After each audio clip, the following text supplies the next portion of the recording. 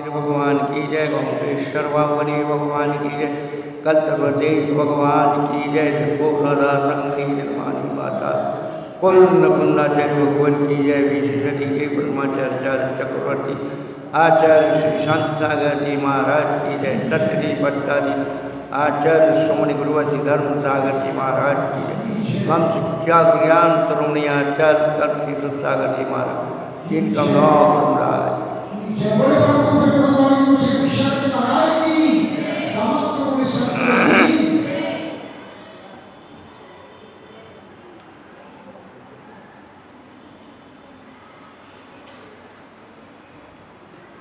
धर्मांगाली व्यात्मा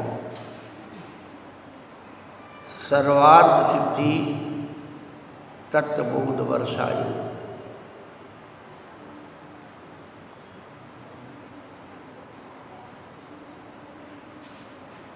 अभी तक हम लोग द्रव्य तत्व पदार्थ पर अटके रहे। द्रव्य पदार्थ 80 काय पर अटके रहे,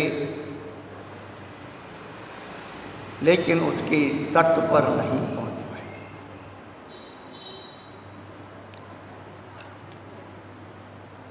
आप बाजार से जो भी वस्तु लाते हैं उसे पहले प्राशक करते हैं, धोते हैं, सूखते हैं, बीनते हैं। उसके बाद उसमें से उसी वस्तु के कुछ छिलके, गूदा, बीज जो आवश्यक होते हैं उन्हें रखते हैं, अनावश्यक को हटा दें। उसके बाद उसे संस्कारित करते हैं, फिर उसका उपभोग करते हैं। तो जब तक वो बाह्य में विद्यमान है उसकी संज्ञा द्रव्य पदार्थ 80 का है, लेकिन जैसे ही मुख में जाती है और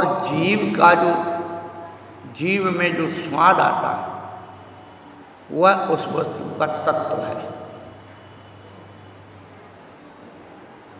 वह तत्व स्वाद केवल उतनी जीव ही करती है, पूरे शरीर में स्वाद नहीं आता। क्या? केवल उतना जीव का पॉइंट ही उस रस को ग्रहण करता है।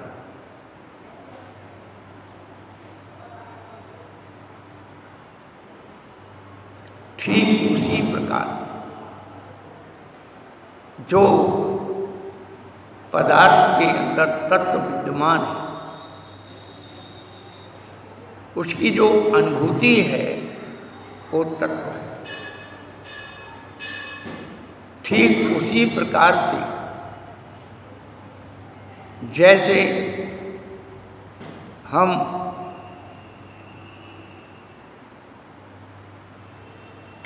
फल सब्जी आदि सुधारने में बर्तन का, चाकू का, अन्य उपकरणों का उपयोग करते हैं, लेकिन जैसे ही वह सब मुंह में जाता है तो जितने भी पात्र हैं, उपकरण हैं, वे सब छूट जाते हैं, अवलंबन छूट जाता है। यहाँ तक कि जब आप स्वाद लेते हैं तो चबाने की प्रक्रिया भी छूट जाती है। थोड़ी देर के लिए मुंह में रख करके बिना चबाए जीभ के अंदर उसका स्वाद लिया जाता है। कहने का अभिप्राय यही है कि जहाँ पर इंद्रियां ब्राह्म हो जाती हैं, गाते गाते गीत स्वयं जब मौन हो गया, गाते गाते गीत स्वयं जब मौन हो गया, पता नहीं मैं कौन हुआ था, कौन हो गया।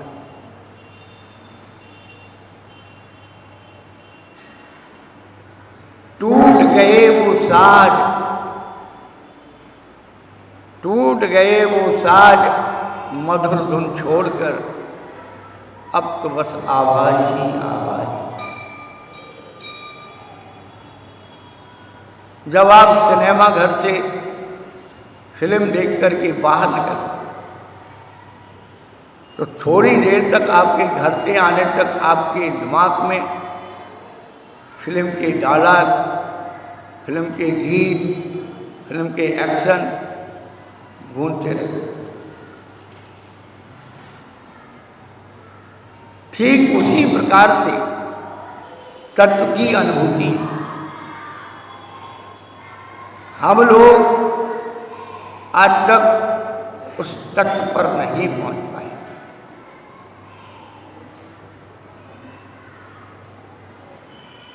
तत्व पर पहुंचना है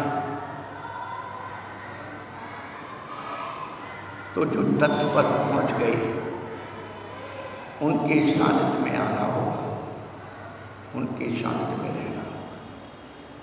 आप मन से तत्व चुन लोगे तो नहीं हो सकता। संसार के विश्व के जितने भी धर्म, मजहब, संस्कृति, उन सब में द्रव्य तत्व पदार्थ का विश्लेषण, लेकिन जैन धर्म का तत्व का विश्लेषण मोक्ष मार्ग के प्रति, मोक्ष के प्रति ले जाता है। उसकी व्याख्या मोक्ष मार्ग को समझाती है, यथार्थ स्वरूप को बताती है। कहने का तात्पर्य कि हम लोग उस तत्व की बात को सुनने के लिए, 7 तत्वों में जीव तत्व है। प्रधान तत्व, सब तत्वों का फल जीव को मिलता है। बंधो, उसी अध्यात्म में उस जीव को आत्मा कहा है।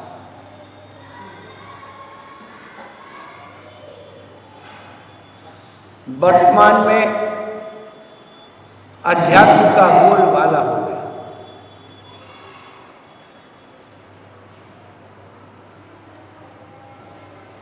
मोहित, भैया देखना वो टेबल कहाँ ले जा रहे हैं।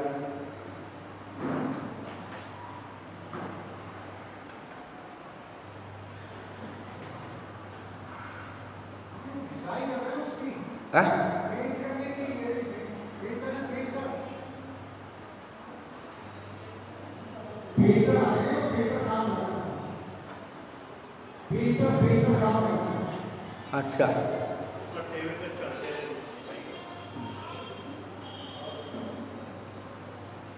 क्योंकि अब खतरे से खाली नहीं है। हाँ, आज सवेरे बहुत बड़ा अनाउंस हुआ है और उसका नतीजा क्या निकलेगा वो 2-4 दिन में आ जाएगा।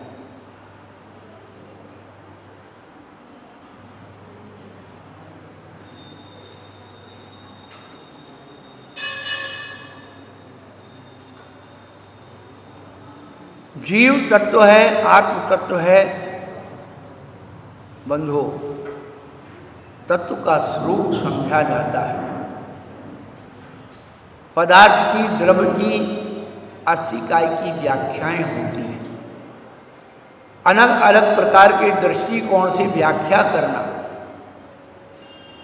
अलग बात है, लेकिन उतनी व्याख्या भी केवल तत्व के स्वरूप को समझाने के लिए होती है। जैसे आपकी सारी मेहनत मिठाई बनाने की किसके लिए होती है? केवल स्वाद के लिए, कि अंत में उसका स्वाद से। ऐसे ही भिन्न भिन्न पहलुओं से द्रव्य पदार्थ अस्थिकाय की व्याख्या हुआ, लेकिन अंत में तत्व रह जाता है। आज तक हम लोगों ने उस उत्तम तत्व की अनुभूति क्यों नहीं?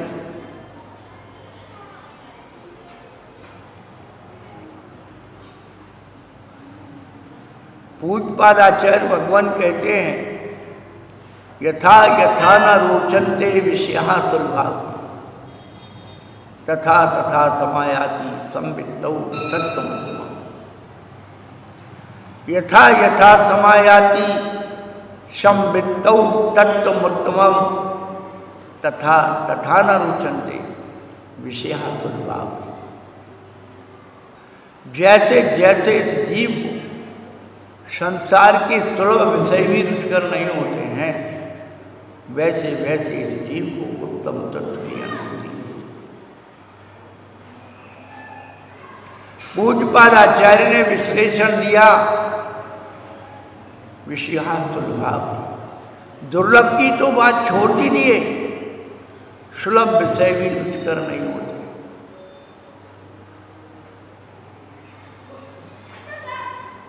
आपको दुर्लभ विषय पर भी रुचि बनाए हुए हैं।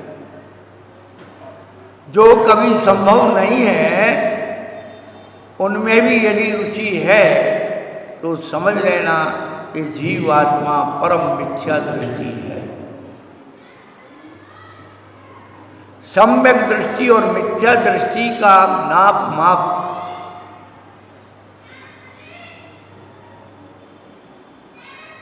जिनेन्द्र भगवान की वाणी की श्रद्धांत से, गुरुओं की वाणी की श्रद्धांत से, निर्वाणी की वाणी से।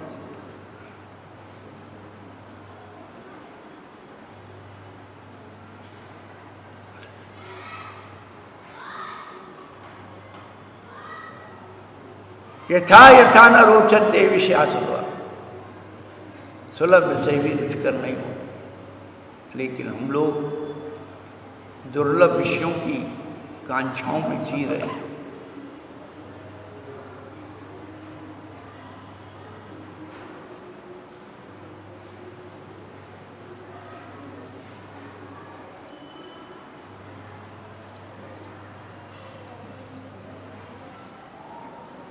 देवादिदेव चरणे परिचरणम सर्व दुख नरहरणम काम दुही काम दाहिनी पर चुनिया दाद को नित्यम। समंत भद्रे आचार्य ने रत्न कर्णक श्राप का आचार्य में बहुत सुंदर कार्य किया। देवादिदेव चरणे परिचरणम सर्व दुख निर्हरणम। जिनेन्द्र भगवान के चरण कमलों की जो पूजन है वह सभी दुखों को हरने वाली है, सभी प्रकार के दुखों को दूर करने वाली। काम दुही इच्छित फल को देने वाली है और काम दाहिनी इच्छाओं को जलाने वाली है।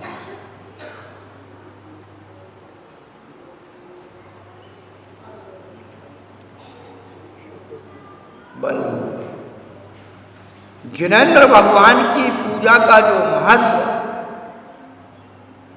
आगम शास्त्रों में बतलाया। आप पढ़िए तो पुण्यश्लोक और कथा कोश, कौन कौन से तिरंज जीव भी किस प्रकार से पूजा करते आदमी को तो वो दूर की बात।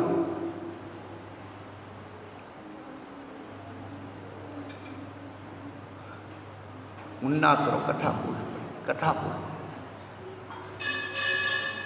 आपको अपने आदमी होने का अहंकार है, आपको अपने धनवान होने का है। बंधु, एक व्यक्ति बड़ा कंजूस मक्खी जूस पहुंच गया मुनि महाराज के पास धोखे से। वर्ष ने थोड़ा ईमानदारी से गुरु महाराज के सामने निवेदन किया, गुरु महाराज मेरे पास बहुत धन है और दान देने का भाव नहीं, अच्छा काम करने का भाव नहीं होता, पूजा करने का भाव नहीं होता।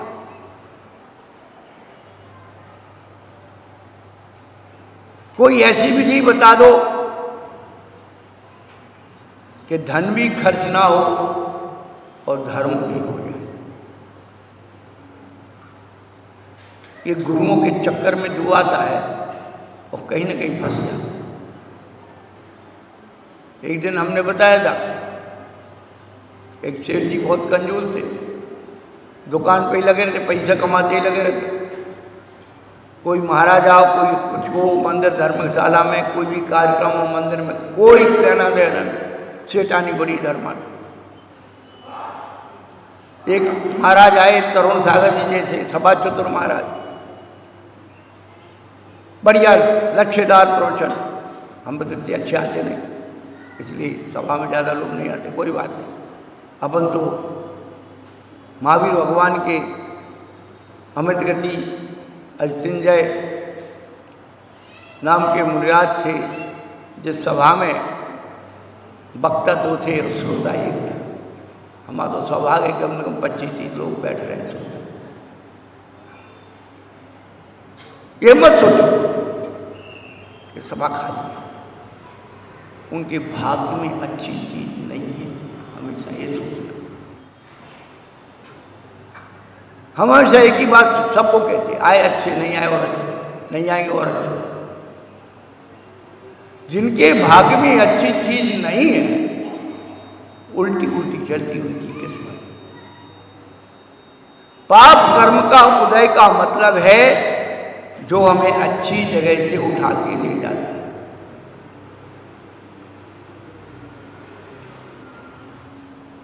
पूज्यपाद आचार्य ने पाप की परिभाषा बताई थी, पाति रक्षति आत्मानम सुभात इति पाप। जो हमारी आत्मा को अच्छी जगह जाने से रोकता है, अच्छी जगह जाने से रक्षा करता है, उसका नाम पाप। अच्छे कार्य करने में मन ना जागृत हो, उसका नाम पाप। इंद्रिय विषयों की पूर्ति तो तुरंत जीव भी कर देते।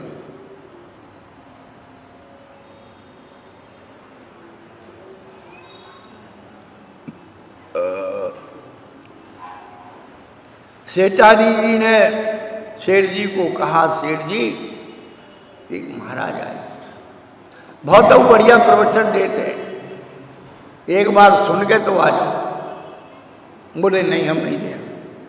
ये महाराज बोली लगवाते, वो बोली लग गई और हम गए तो वे तुम्हारे पंच परेशान करेंगे, सेठ जी देओ, तो हम नहीं जाएंगे। क्योंकि आजकल चंदे का धंधा है। सेठ जी ने कह दिया, भाई हम प्रवचन तो सुने नहीं। अब सेठानी जिद पड़ गई कि प्रवचन नहीं सुनो, कम से कम एक बार दर्शन तो करा। अरे वो दर्शन करने जाएंगे, वो कमरे में बिठा के फिर हमारी बेइज्जती करेंगे, इतने पैसा लिखाओ, इतने पैसे लिखाओ, रसीद काट देंगे, हम नहीं जाते।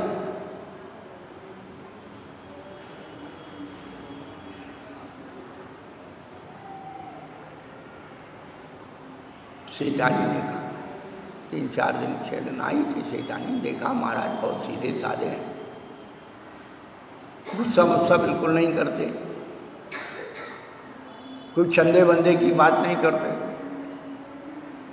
हम आपको बता दें, हम जब बिहार करते हैं तो आजकल जो है पंच लोग इंटरव्यू लेने आते हैं, महाराज जी आपके संघ के हैं, तो अब थोड़ा संघ की जो मोहर है ना, वो बहुत पुरानी है, भारी भरकम है। हम कहते हमारे चार्य चक्रवर्ती आचार्य शांत सागर महाराज के तिथि पट्टाधीश आचार्य श्रोमणी गुरुवर्ष धर्म सागर महाराज के शिष्य, तो आधा तो उतना पंचर को वहीं हो जाता है कि भाई इनसे कुछ बोले, भैया देखो शेर को बच्चा शेर ही होगा, बड़ा मुश्किल है।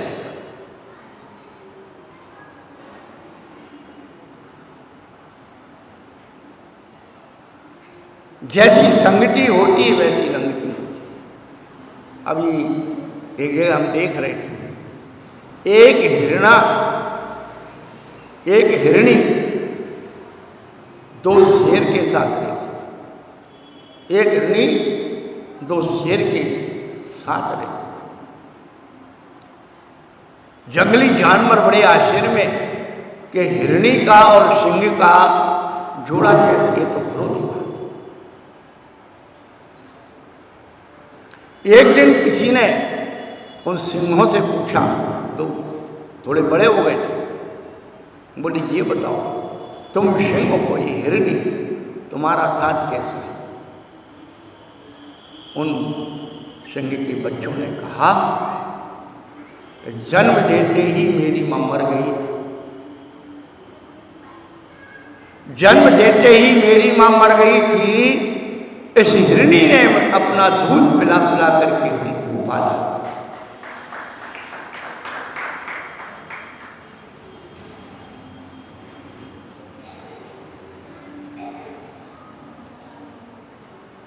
विपत्ति में जो साथ देता है उसका साथ कभी नहीं छोड़ना चाहिए।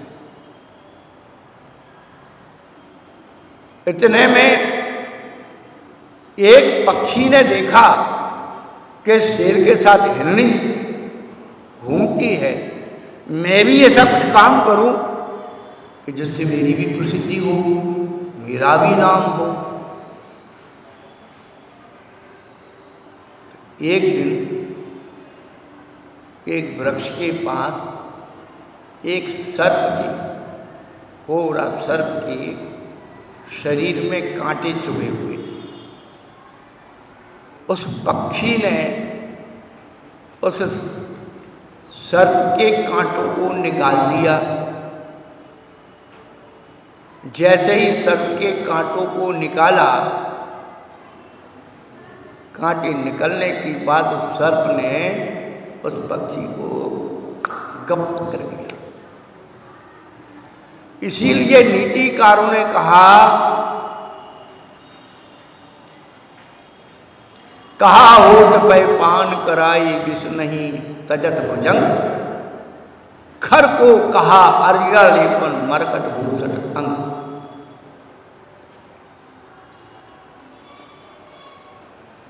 दुष्ट जीवों की प्रकृति के बारे में बताया, कहा होत पै पान कराई विष नहीं तजत, सर्प को तुम कितना ही दूध पिला दो अब इसको नहीं छोड़ता।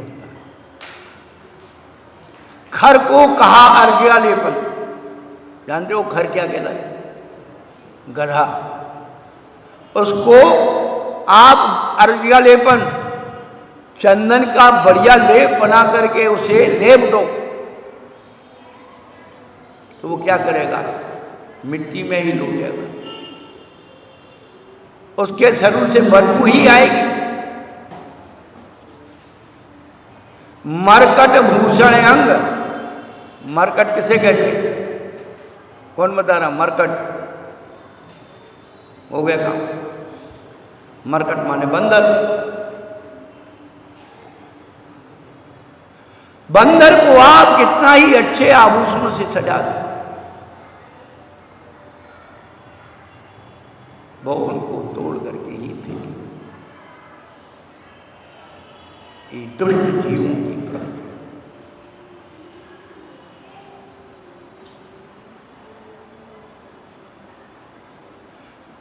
सेठानी ने सेठ जी को बहुत जोर दिया। अब मजबूर होते हैं कहीं कहीं। हमारे अशोक जिया जी अमीर जैसे, ये तुम्हें जाना पड़ेगा, तुम्हें बनना पड़ेगा।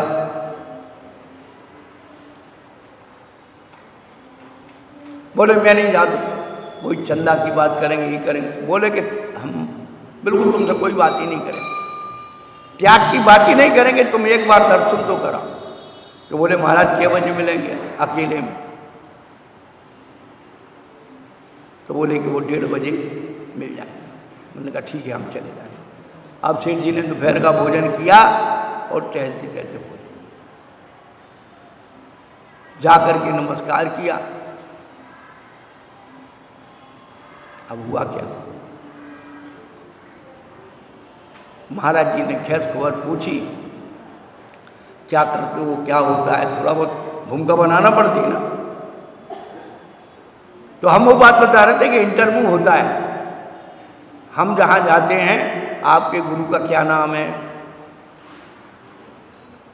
तो लोग जो है क्या करते हैं, अपनी प्रतिष्ठा बनाने के लिए प्रसिद्ध गुरु का नाम ले देते हैं, गुरु का नाम बदल लेते, गुरु बदल लेते। फिर पूछेंगे महाराज जी आपकी कौन सी संस्था है, कौन सा प्रोडक्ट है। भैया मेरी तो कोई संस्था है नहीं, कोई प्रोडक्ट है। हमारे यहाँ चंदे की बात नहीं होगी, ऐसा रेगुलर पास हुआ है कई जगह हो, बहुत हम इस बात को बहुत अच्छा मानते हैं, बहुत अच्छा मानते हैं।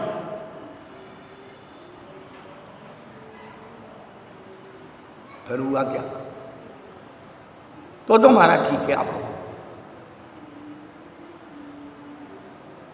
और कई बार संत पंथ आदि की चर्चा भी करते हैं कि हमारे यहाँ तो इस संत को मानते, अच्छी बात है भाई, हमारे यहाँ ये पंथ है भाई, अच्छी बात है, हमारे न तुम्हारे संत से कुछ लेना है न तुम्हारे पंथ से लेना है।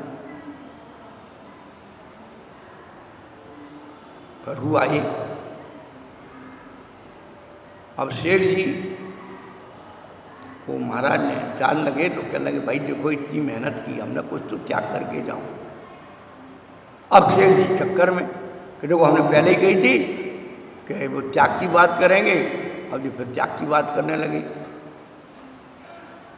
महाराज ने बोले महाराज हम तो त्याग करने का त्याग करके आए। क्या त्याग करने का त्याग करके आए, हम कुछ त्याग नहीं करेंगे। और त्याग की बात क्यों करते हो आप? तो महाराज होते हैं, उनके पास सारी कलाएं होती हैं। उन्होंने सेठ जी एक बात बताओ तो क्या क्या खाते, ये खाते वो खाते, उन्हें खाने की सब खाते। तो सेठ जी ने कहा किस, सेठ जी महाराज जी ने सेठ जी से कहा सेठ जी तुम पत्थर खाते हो क्या, भाटा खाते हो? बोले मैं भाटा क्यों खाऊंगा, पत्थर भाटा क्यों खाऊंगा? तो महाराज ने कहा भाई देखो ऐसा है, तुम भी भाटा खाने का ही क्या करो। अक्षरी चक्कर में कि भाटा भी कोई खाया जाता है, छोड़ दूंगा और फिर सेठानी को खूब सुनाऊंगा और बाद में खाऊंगा। उन्होंने कहा ठीक है महाराज, भाटा खाने का त्याग। अब जब वो घर पहुंचे पहले सेठानी पे खूब बरसे, जब हमने कही थी कि हमें मत भेजो, उन्हें हमें पकड़ लो, पहले सब बातें पूछी, हम चलन लगे तो कहने लगे कुछ त्याग करके जाओ। और हमने यही कही थी कि हम त्याग करके नहीं आएगा, हम त्याग नहीं करेंगे। पर जब महाराज तो हमारे पीछे पड़ गए कि त्याग करो, बहुत पुण्य मिलेगा, मोक्ष मिलेगा, कल्याण हो जाएगा। और त्याग नहीं करा तो कटोरे लेके भीख मांगोगे। हुआ है हम भैया हम तो त्याग करके आए। उनने कहा भाटा खाने का त्याग कर दो, तो भाटा खाने का त्याग करा। अब सेठानी माथा, अरे तुमने, अरे भाई आटा तो भाटे से ही पिसता है शेर जी, चक्की से आटा पिसता है, वो चक्की तो भाटे की होती है। और जब चक्की पीसेंगे तो उस पत्थर तो अपने आप पिस जाएगा। और सेना नमक भी पत्थर होता है। अब सेठ जी हो गया काम, अच्छी बात। बस सेठानी बहुत समझदार है, उन्होंने कहा कोई बात नहीं, हम तुम्हें बिना भाटे का भोजन कराएंगे। उबाल करके उसमें हल्की सी खटाई और थोड़ी सी चटपटाहट मिला करके सेठ जी को रोज भोजन करें। तो पहली बात तो देखो भाई, बाबा लोग के चक्कर में आए तो फिर बेटा बहुत निकलना बहुत मुश्किल होता है। एक बार डाकुओं के चक्कर से निकलना हो जाएगा, लेकिन साधुओं के चक्कर से निकलना बहुत कठिन होता है।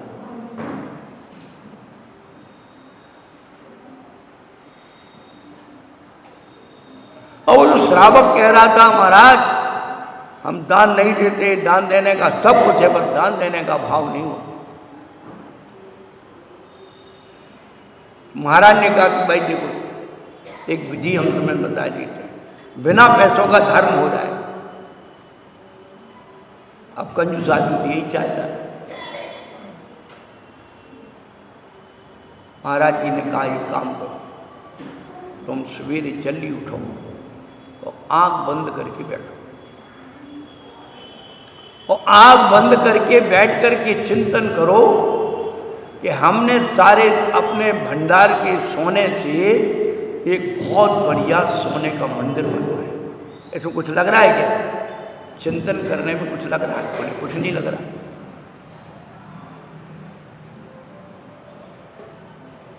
बहुत बढ़िया सोने का मंदिर ध्यान में बना लो, और बढ़िया चांदी की बर्तन, सोने की बर्तन, रत्नों की मूर्ति उस मंदिर में बिठा। देखो कि हमने अपने द्रव्य से बनवाई, मंदिर बनवाया, संदली बनवाई और मूर्तियां बनवाई। सोचने में तो सेल टैक्स, इनकम टैक्स नहीं लग रहा। लग रहा है भाई? है? हमारे सरल जी कहते हमको रात में नींद नहीं आती। नींद नहीं आती, ऐसा बढ़िया सोने का मंदिर बनाओ, बढ़िया बढ़िया अभिषेक करो, पूजा करो। जिसको नींद नहीं आती हो, इसे सरल उपाय और कुछ, आत्म ध्यान छोड़ दी।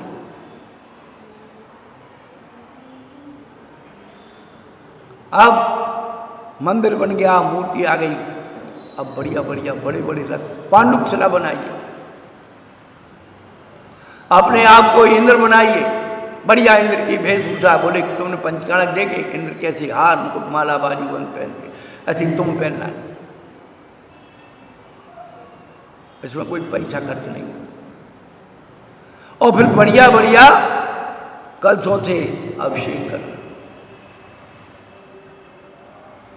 फिर मार्जन करो, फिर बढ़िया बढ़िया ऐसे विचार करके कि मैं गंगा नदी का नीर भर करके लाया हूं, मलयागिरी से चंदन लाया हूं, कश्मीर की केसर लाया हूं, जल को मैं झाड़ी में भर के चढ़ा रहा हूं, सोने की झाड़ी। चंदन को मैं रत्नों के कटोरे से चढ़ा रहा हूं, और अक्षत आहा कंज सुवासित कमल पाखुड़ी के अंदर रखे हुए सुवासित से सुगंधित ऐसी अक्षतों से पूजा करना, और बढ़िया बढ़िया ताजी ताजी नैवेद्य, उसकी खुशबू आ रही है, और थाली भर भर के चढ़ा रहा।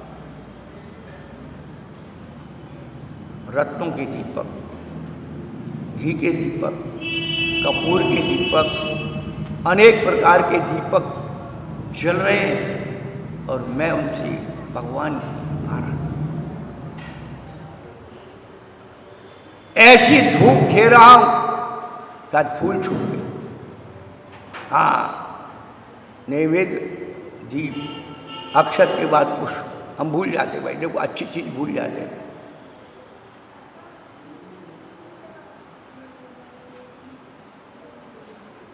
बढ़िया बढ़िया धूल सार छवि हरण विवृत पुष्प माला। भगवान की पूजा तो पुष्प की माला से की जाती है।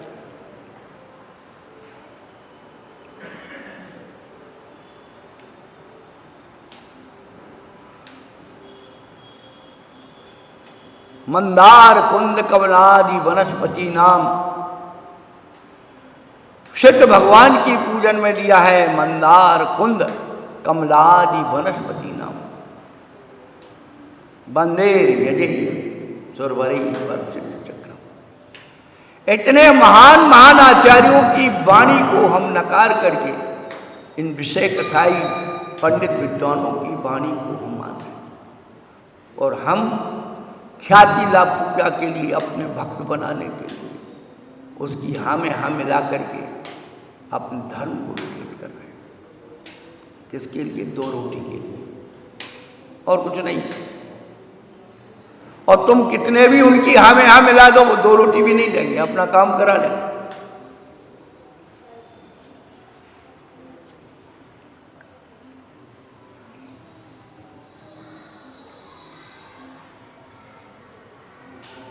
ऐसी धूप, दशांगी धूप, जो बादलों का आकार ग्रहण कर रही है, उस बादलों के आकार को देख करके और मयूर कूक भर रहे हैं, भौरे उसकी सुगंधी से भौरे मंडरा रहे हैं, और षट ऋतु के फल फूल,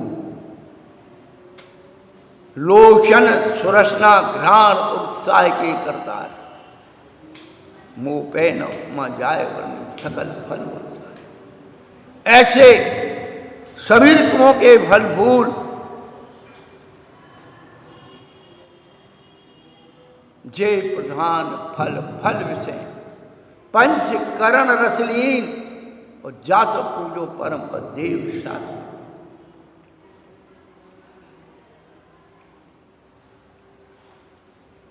गुरु महाराज ने कहा, आंख बंद करके रोज ऐसा चिंतन करो, भाव पूजा हो जाएगी तुम्हारी। पैसा तुम अपने बचा लो, एक भी पैसा खर्च नहीं करना, इतना तो कर सकते हो। हाँ महाराज कर सकते। बंद हो। 15 दिन तक उस व्यक्ति ने निरंतर ऐसी भावना की, अपने आप उसके परिणामों की विशुद्धि हुई, लेस्या विशुद्धि हुई। फिर वही व्यक्ति दिव्य मंदिर बना करके दिव्य सामग्री के साथ भगवान की पूजन करने लगा।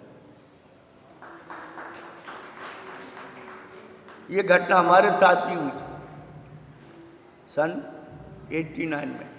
एक गांव में हम रहते थे, प्रवास था हमारा। एक जो है बिल्कुल मंदिर के सामने, संत निवास के सामने एक श्रावक रहता था। वो थोड़ा स्वाध्याय वाध्याय करना सीख लिया। एक दिन कहने लगा, महाराज हम तो रोज आपको पढ़ाते हैं, रोज हार देते हैं। कैसे देते हो? बोले बस सवेरे उठता हूँ, आँख बंद करता हूँ, आँख बंद करके और ये भावना करता हूँ, मैंने सबसे पहले उठ करके फ्रेश हुआ और नहाया, धोती दुपट्टे पहने और कुएं पर गया और जल भर के लाया घर के लिए, और बढ़िया चौका तैयार करवाया। हमने, हमारी घरवाली ने, दोनों मिल करके बढ़िया चौका तैयार। महाराज जी बड़ा आनंद आया। फिर आहार का टाइम हो गया तो हम दरवाजे पे पड़गाने खड़े हो गए। एक महाराज हमारे यहाँ पड़क गए, महाराज जी हमने आहार में ऐसी ऐसी बहुत बढ़िया बढ़िया चीज़ें बनवाई, और महाराज को बड़ी आग्रह से घुमाया। और जब महाराज का आहार हो गया तो उन्हें हम मंदिर में छोड़ करके घर गए। महाराज जी बहुत आनंद आया। हमने कहा तो ये तुमने सब किया, तुमने एक भी दिन धोया?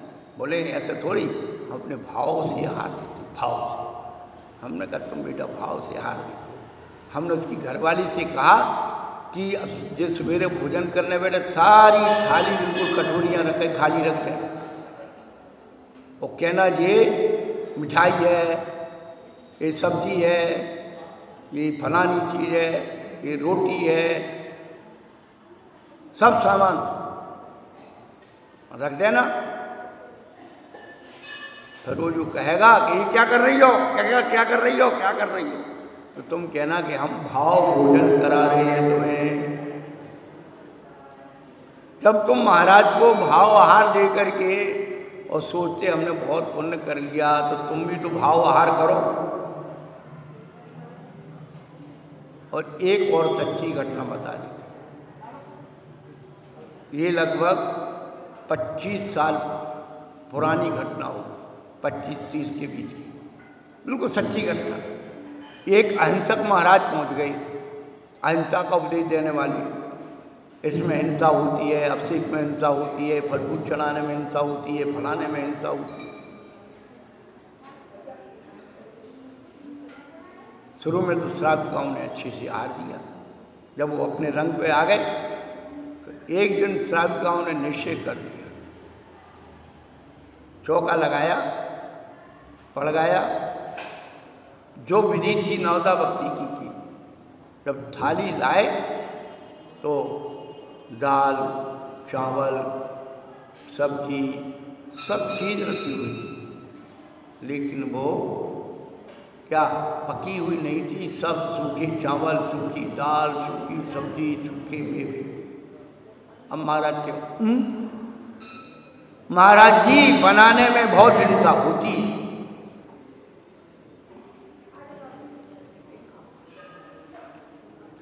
श्रावक को अधिकार है साधु की अकल ठिकाने लगाने का, और साधु को अधिकार है श्रावक की अकल ठिकाने लगाने का। परंतु वो साधु वो दंडता करे और अपने आप को साधु बनाए तो वो तो हो जाएगा, उसके काम उसी के काम जज जाएगा, उसको करने की जरूरत नहीं। मूर्ख अपनी मूर्खता में खुद फंसता है। मूर्ख उसी का नाम है जो अपनी मूर्खता में खुद फंसता, वो मूर्ख होता है। कालिदास उसी डाल पर बैठे उसी को काट रहे। एक व्यक्ति निकला, बोले क्या कर रहा है मूर्ख, जिस डाल पर बैठा तू उसी को काट रहा है, नीचे आ जाएगा। बोले तू मूर्ख हो, तेरे बाप मूर्ख होंगे।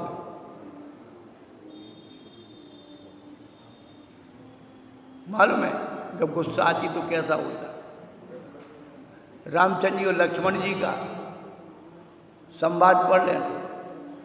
जब लक्ष्मण जी की मृत्यु हो गई, रामचंद्र जी 6 महीने लेकर के घूम रहे, और कोई कहता तो वो उनको गाली देते, तू मर गया, तेरे बाप मर गए, तेरे घर के मर गए, मेरा भैया मरा ही नहीं।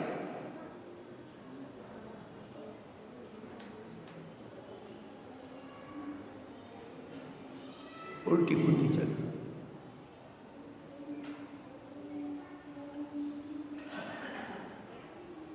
कहने का तात्पर्य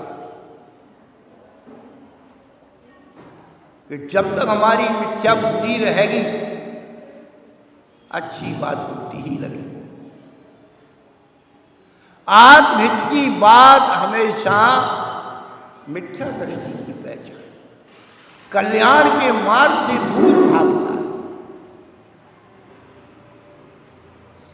बंधु, हमें अधिक कुछ नहीं कहना।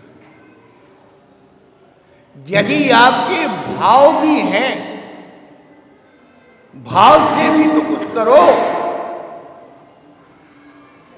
आचार्य कहते हैं यदि वास्तव में भाव है तो द्रव्य में कहीं ना कहीं प्रकट हो।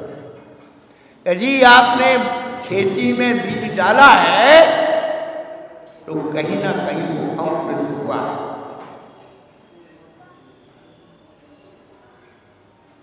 कुमुद चंद्राचार्य के आकरण को भी महितो भी निरीक्षितो भी नूनम न चेतसि मया भक्तोषि भक्त्या जातोऽस्मि तेन जन बांधव दुख पात्रम यस्मात् प्रिया फलन्ति न भावोषु। भगवान आकरण तो आपको सुना, महितो भी आपकी खूब नाच के गा के बजा के पूजन, निरीक्षितों भी अरे वहाँ की मूर्ति बहुत अच्छी है, वहाँ दर्शन करने गए, वहाँ गए, अभी हम वहाँ भी जाना है, वहाँ भी जाना है, सुना है। निरीक्षित नूनम न चेतसि मया, परंतु निश्चय से हमने आपको अपने हृदय में धारण नहीं किया, इसलिए हे जगत बंधु मैं दुखों का पात्र बनाओ, क्योंकि भाव शून्य क्रिया फल को नहीं देती। भाव किसके लिए है? जिसके पास द्रव्य की सामर्थ्य नहीं है उसके लिए भाव है। द्रव्य की सामर्थ्य रखने वाले और भाव की चर्चा करते हैं तो भाव तो पहले ही पता लग जाता है, पर भाव अच्छे होना चाहिए। भाव अच्छे हो। द्रव्यस्य शुद्ध मधिगम यथानुरूपम भावस् शुद्ध मधिगम आलम्बनानि विधान बलन बलगन भूतार्थ यज्ञ पुरुषंत करो। अपने आप दिख रहा है बाजार में जो आप लेने जा रहे हैं, क्या पूजा के चावल, कोई बता सकता है कि पूजा के चावल का खेत कोई अलग होता हो? पूजा के बादाम, कोई बता सकता है कि पूजा के बादाम का कोई पेड़ अलग होगा? पूजा की सुपारी, कोई बता सकता है? पूजा का नाम लेते ही दुकानदार समझ जाता है कि सस्ते से सस्ता चाहिए।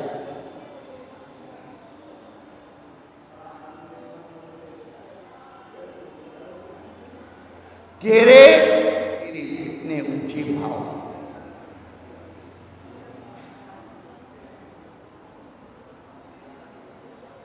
ये तो साधन विहीन उनके लिए भाव।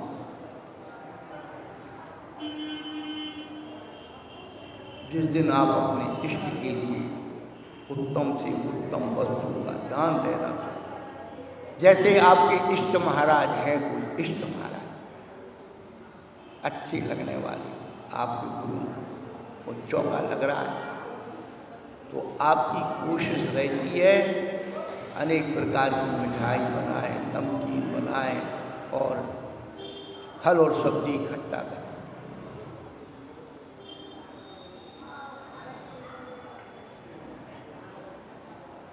जिस प्रकार हम अपने गुरु को आहार में अच्छे से अच्छे पदार्थ खिलाना चाहिए, जिससे महाराज सब जगह जाएं और कहें कि भाई उनका चौका तो बहुत बढ़िया है, वहाँ तो खूब माल मिलता है। ये ध्यान रखना। पूर्व स्थिति 50 दोष है आहारचर्या का। हम कई साल बाद आपके फिरोजाबाद में आए, 4-6 दिन 10 दिन रहे, 2-4 दिन तो शाम थोड़ा तो उत्साह रहता है, बाद में फिर खुश हो जाते हैं। तो फिर क्या हुआ, दिख गए, अरे भैया तुम बहुत दिनों में देखी, क्या बात है? पहले तो तुम्हारे मम्मी पापा खूब चौका लगाते थे, अब क्या बात है, चौको बंद कर दो। जैसे ही तुमने उसको कहा, उसने आना ही बंद कर दिया, चौका तो बहुत दूर की बात है। ये ध्यान रखना, ये पूर्व स्तुति कहलाती है। तुम्हारे घर में इतना अच्छा अच्छा भोजन बनता था, ये क्या बना दिया? ये धूम दोष नाम का दोष है। अच्छे को बुरा बना करके गिलानी से खाना धूम, और गृद्धता से खाना अग्नि दोष है।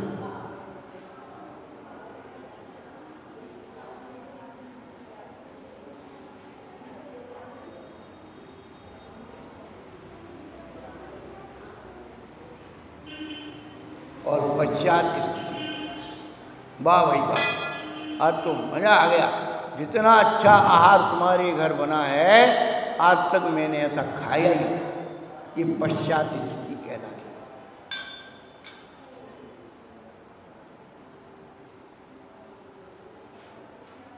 बंधु, जिस तत्व की बात, यस्मात् क्रिया प्रतिफलन तीन भाव, भाव शून्य क्रिया फल को नहीं देती है।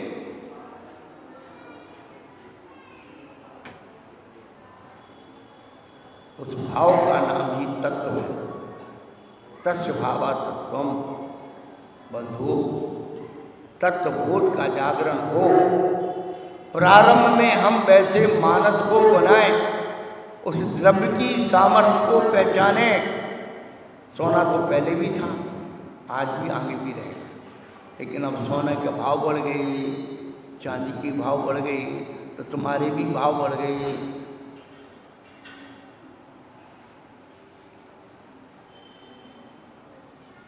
बंधुओं, ये तत्वबोध वर्षा युग और कौन महीना निकल चुका है।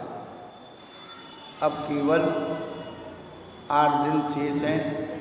शनिवार को साथी केंद्र यहाँ पर रक्षाबंधन पर पहला, दूसरा भगवान रामचंद्र जी की पुत्र लव कुश का जन्म, तीसरा चार्य चक्रवर्ती आचार्य शांतसागर जी महाराज का पारना दिवस, जिन्होंने इस धर्म आयतन को बचाने के लिए और अन्न का त्याग रखा। तो रक्षाबंधन पर्व गुरुओं की सामर्थ्य बताने वाला पर्व, कि आप अपने गुरुओं को कमजोर मत समझना, वो क्या कर सकते हैं और क्या हो सकता है। कुछ लोगों के मन में भय बैठ गया, अरे महाराज के पास जब जाओ तो ऐसी बात करते हैं जो चुभती है। महाराज को ऐसे नहीं बोलना चाहिए, महाराज को वैसे नहीं बोलना चाहिए, महाराज को ये नहीं करना चाहिए, तुमसे पूछ के कर रहे क्या, तुमसे बोल के कर रहे तो मत करो। तो चोर की दाढ़ी में तिनका।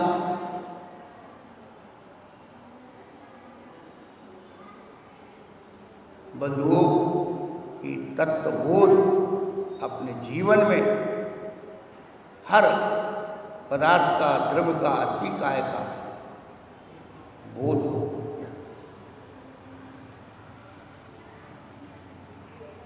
द्रव्य की स्थापना अस्तित्व रूप में है, पदार्थ की स्थापना उसके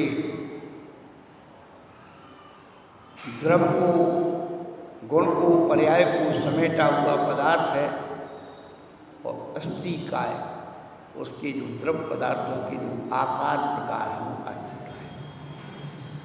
तो ऐसे अपने जीवन में हम तत्वबोध को जागरण करें, भाव के ऊपर पहुंचने की कोशिश करें, तो भगवान बनेंगे।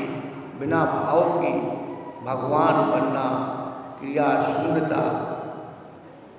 सारी मेहनत पानी को मथने से कभी भी मक्खन नहीं निकलेगा। मक्खन जब भी निकलेगा दही को मथने से ही निकलेगा।